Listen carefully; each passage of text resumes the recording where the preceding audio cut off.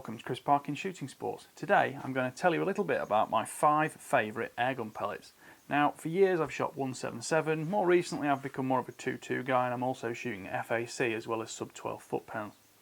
I'm shooting 25 caliber and 30 caliber specifically in FAC for the greater versatility at longer distance, but for every man the 2.2 pellet is still probably the go-to source for most airgun shooters. So to look at some of the different ones here, I've chosen these as my 5 favourites because they're the ones I use most frequently. There are a couple of others, but I wanted to try and spread it across the 5 major types, different pellet shapes, different weights, and what they can be specifically useful for. So let's start with number 1. The Webley Acupel is quite a short 14.4 grain 2.2 caliber pellet.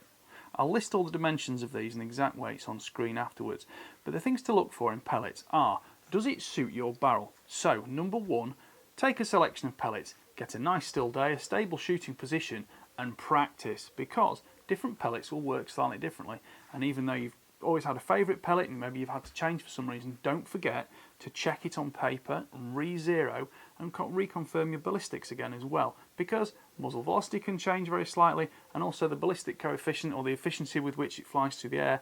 I've found the Acupels have worked specifically very well in 2.2 spring piston air rifles where the speed, a bit more stability, seems to blend well with a physically sprung piston flying down a cylinder, compressing the air ahead of it and driving the pellet down the barrel. I would say this is one of the go-to pellets for a sub 12 foot-pound air rifle purely because of that speed and also the fact it's quite short in length and it stabilises easily. It doesn't need a huge amount of speed, whether from the spinning effect of the rifling or the shuttlecock effect of the way the skirt stabilises a standard skirted Diablo shaped airgun pellet.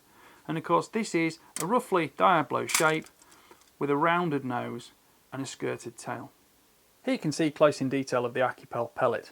Head diameter is 0.214 inches, skirt diameter is 0.221 inches, overall weight is 14.4 grains, and overall length is 0.2675 inches.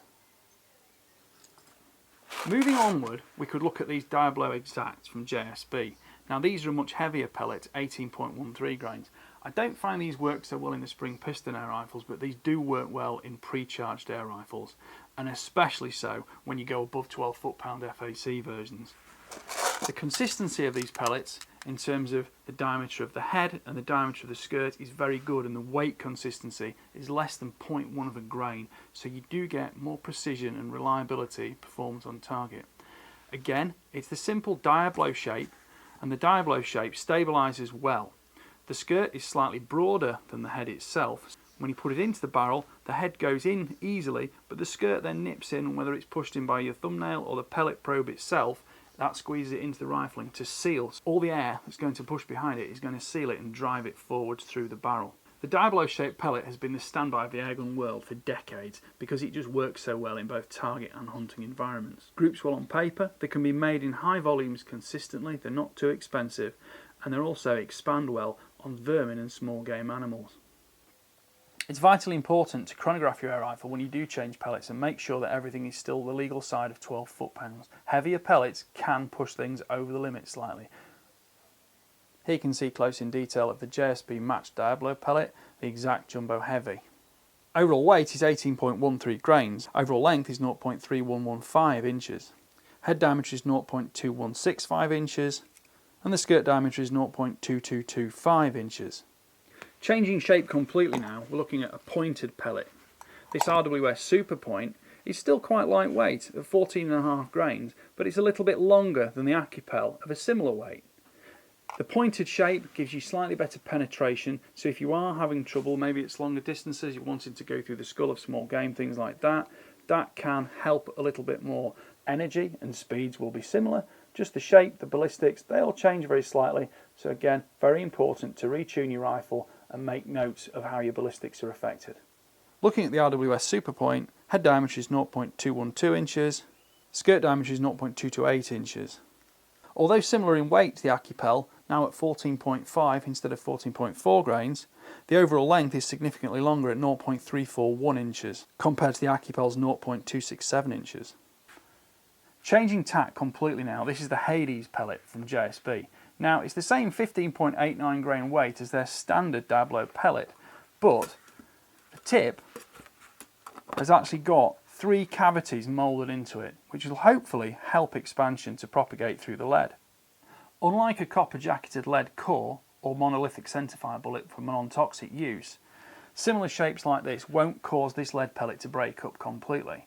I do find though that it expands a little bit more quickly. Although you think the cavities in the front of the pellet might cause airflow issues and damage ballistics, this actually performs similarly to the standard Diablo pellet with the smooth front. Although the weight, speed, energy and ballistics are similar. Looking at the JSB Hades pellet, overall weight is 15.89 grains. Head diameter is 0.2165 inches, skirt diameter is 0.224 inches, and overall length is 0.2825 inches.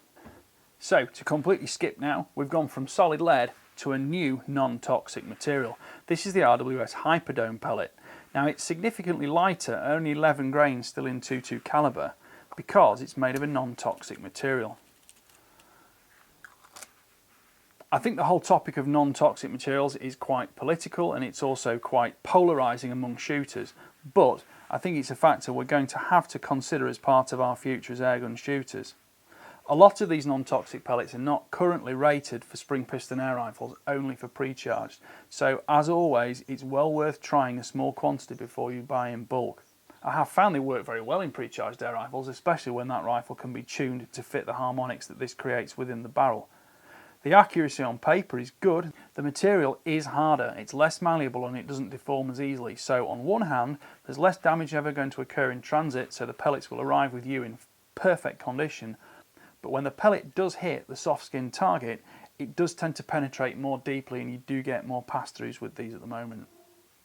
The lighter weight of this pellet leads to slightly more muzzle velocity, so you do get slightly flatter trajectory. But watch out for the ballistic coefficients and make sure again you test at all ranges in wind conditions suitable to your hunting environments. It's a very new technology and it will continue to develop, so it's great to look into what's going on now, and then hopefully in a few years' time we're all going to have pellets that we're just as happy using as the years of lead we've used in the past. Looking at the RWS Hyperdome pellet, which is non-toxic, the lower density of the material leads to only 11.1 grains but an overall length of 0.3035 inches. Head diameter is 0.2155 inches and the skirt diameter is 0.2255 inches. It's noticeable that the RWS Hyperdome on the right, compared to the JSB Exact on the left, shows a sharper driving band around the head of the pellet. Both this and the skirt are what are engraved by the lands and grooves of the barrel's rifling.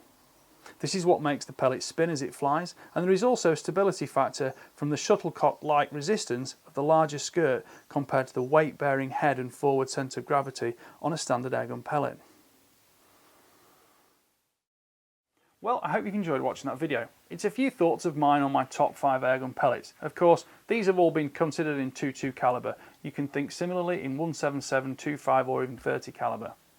Slugs are something I'll cover in other videos because I've been using them as well, especially in the FAC air rifles. But for now, for 20 to 30 metre hunting maximum shots on a 12 foot-pound air rifle, I still favour lead, specifically in the Hades pellet, for hunting rats, feral pigeons, squirrels and rabbits. Thank you for watching. Please like, subscribe and comment, and don't forget your comments are what drive me to make more videos. And don't forget to click the notification bell so you can see the weekly uploads.